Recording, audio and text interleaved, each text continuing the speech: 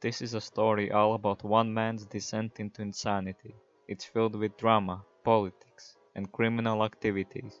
The main character of this story is Juris Žuravļovs, the founder of the possibly weirdest bunch of Latvian parties. He once showed up on national television wearing a Trump shirt and ran an election ad where he was ranting and waving a gun around. But all that comes later. Now we go back to the beginning, to 1957, when Juris Žuravļovs was born. Back then, a sweet little baby, but currently the leader of a party called Jaunā Saskaņa, or New Harmony in English. Skip a few decades of his education as a sports instructor and a lawyer, you come to the end of the Soviet regime, and in its place comes a free Latvia. The year is 1991.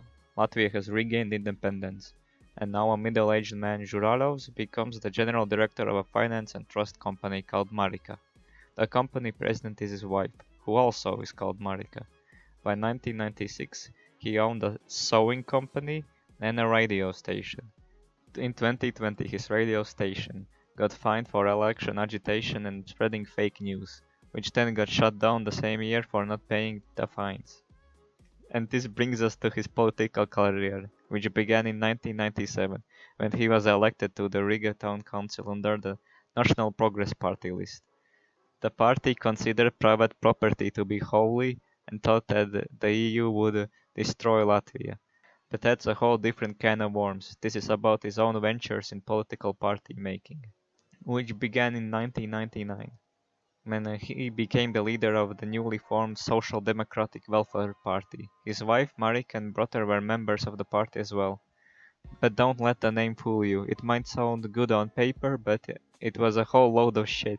The party was Islamophobic, anti-refugee, anti-EU, anti-NATO, and pro-Russia.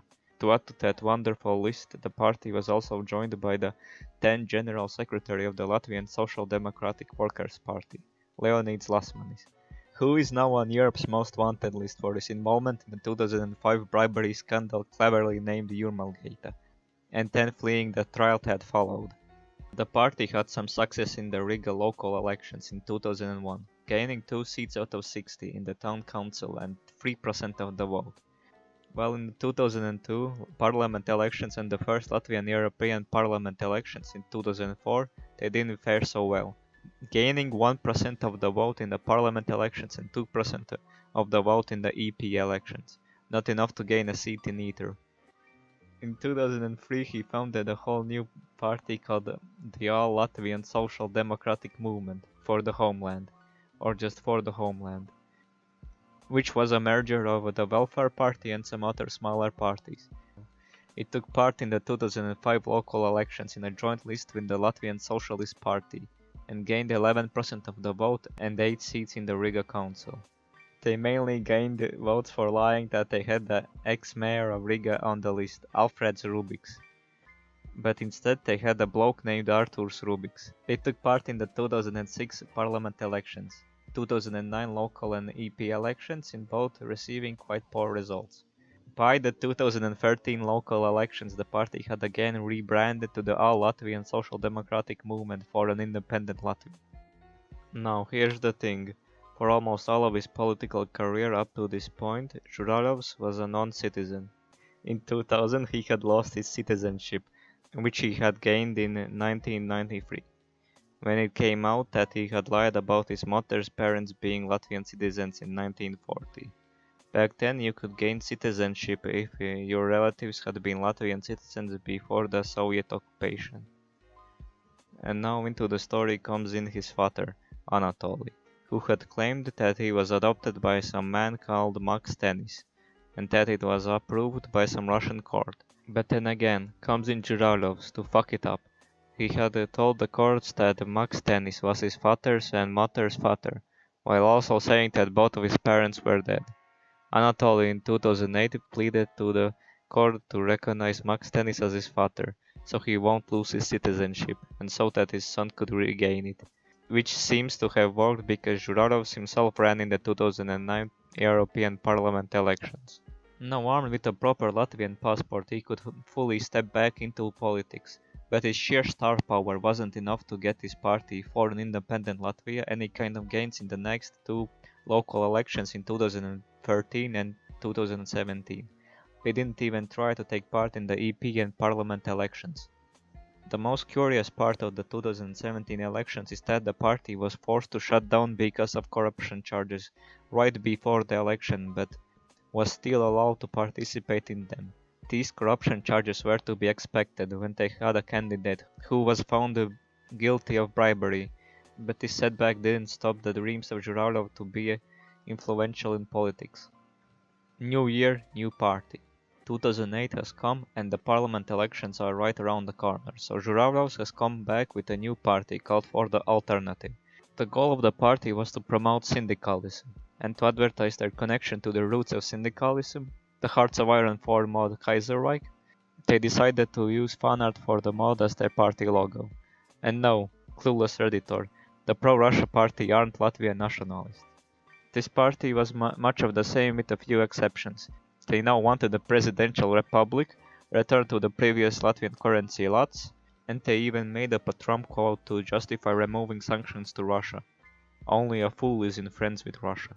With such a great manifesto, it's a shock that they only got 0.34% of the vote. To add to that failure, the party was also caught fabricating candidate signatures. Žuravļovs even forced his employees to sign up. He admitted to doing this for exposure and to make a scandal. This period is also where that magnificent Trump t-shirt picture comes from, which they showed off on a national television debate where they praised Trump and talked nonsense. In 2019 they rebranded to their current form as Jaunā Saskaņa, or New Harmony, before the EP elections, probably to capitalize on the popularity of the largest party just called Harmony. Their election manifestos were some of the most boring and generic yet, but their results were also one of the worst so far. They participated in the EP, Riga and local elections with not much to show for the stunts they pulled and scandals they were involved in, such as before the EP election they printed flyers which were the 5 lats note, and even if the currency has been discontinued, discounted as fraud as only the central bank can print such notes. The party also managed to have a candidate who demonstrated on a cooking show that she knew less a Latvian than an Italian immigrant, who represented Latvia twice in Eurovision. Tu bieži, vai tev bieži gatavo dorādu? Yes, es bieži gatavoju dorādu, bet šodien Mēs gatavosim 3 zivis. Jā. And, viņus patīrīsim, vai ne? Yes, nav patīrīsim. Tad, ja tev garšo zivs. Jā, es labu. Tu mīli zivs, mīlu zivs. It's fresh. Jā, svaigs, super. Super, yes, fresh. Teikti, kad ūdens ir garšīgs. Specific. Jā, specific in the water because the many oxygen. Jā. And now for the magnum opus of Mr. Žuravļovs. This is what his whole political career has been leading up to. Him with a Putin t-shirt and American tie on, while he is slamming a Morning Star on the desk and loading a Kalashnikov while ranting about the Ukrainian and European Parliament. Верховную Раду распустили. Осталась очередь за Европарламентом.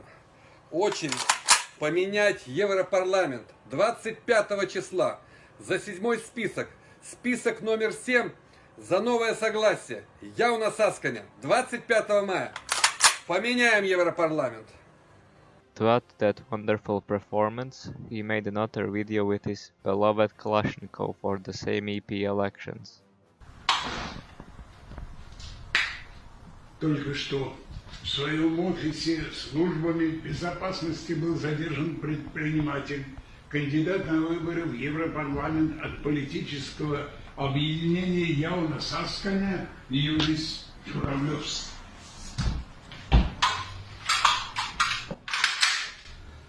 Русские не сдаются. Креви не подудаст. Jaunā Saskaņa. Список номер 7. Все на выборы в Европарламент. Русские не сдаются. But even with this stunt he got his worst election results yet. For the Riga elections, their YouTube channel uploaded an ad with the party leaders at the controversial Soviet Victory Monument, while playing a song from Red Alert 3.